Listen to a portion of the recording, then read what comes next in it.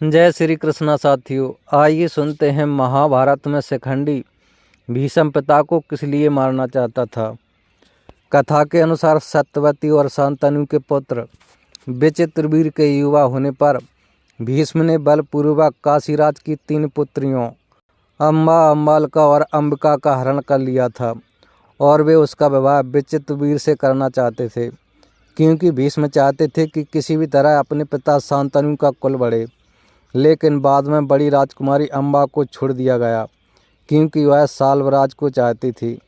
अन्य दोनों अम्बालिका और अंबिका का विवाह विचित्रवीर के साथ कर दिया गया। अम्बा जब साल्वराज के पास गई तो साल्वराज ने उसे ठुकरा दिया। तब वह अपने पिता के यहाँ गई तो पिता ने भी उसे शरण नहीं दी।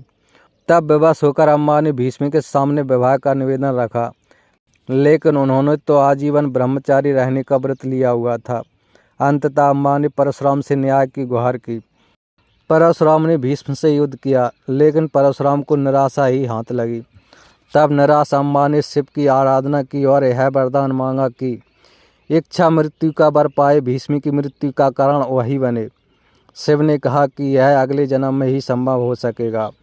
अम्बा तब मृत्यु को वरण कर लेती है। यही अम्बा आगे चलकर शिखंडी के रूप में जन्म लेती है। इसी शिखंडी को भीष्म के सामने खड़ा कर दिया जाता है।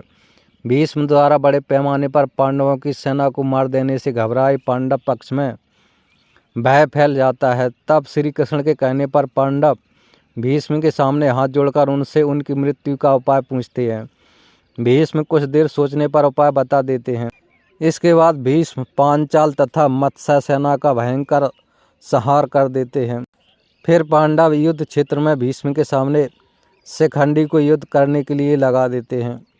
युद्ध क्षेत्र में शिखंडी को सामने डटा देखकर भीष्म अपने अस्त्र त्याग देते हैं, क्योंकि भीष्म की प्रतिज्ञा थी कि वे किसी भी स्त्री से युद्ध नहीं लड़ेंगे।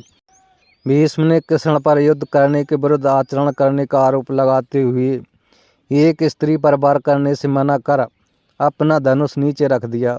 श्री कृष्ण ने भीष्म को उत्तर दिया कि आपने हमेशा ही अपने द्वारा निर्धारित मानदंडों पर निर्णय लिया है और धर्म की अवहेलना की है। आज भी उन्हीं मानदंडों पर वे शिखंडी को स्त्री बता रहे हैं, जिसका पालन उनके पिता ने पुरुष की तरह किया है और उसके पास यक्ष का दिया हुआ पुरुष लिंग भी है। भीष्म के सामने अपने रथ पर खड़े शिखंडी ने लगातार भीष्म पर तीरों से वार किया, लेकिन भीष्म के कवच से तीर टकराकर नीचे गिर जाते थे। शिखंडी के तीरों में इतनी शक्ति नहीं थी कि वे भीष्म की छाती को छेद पाते। तब अर्जुन भी पीछे से भीष्म पर वार करने लगे। अर्जुन और शिखंडी के तीरों के रंग एक से थे, इसलिए और नज़र कमज़ोर होने के कारण भीष्म अर्जुन के तीरों को नहीं पहचान पाए। इस तरह से शिखंडी के कारण भीष्म को सरसैया पर लेटना पड़ा। जय श्री कृष्ण।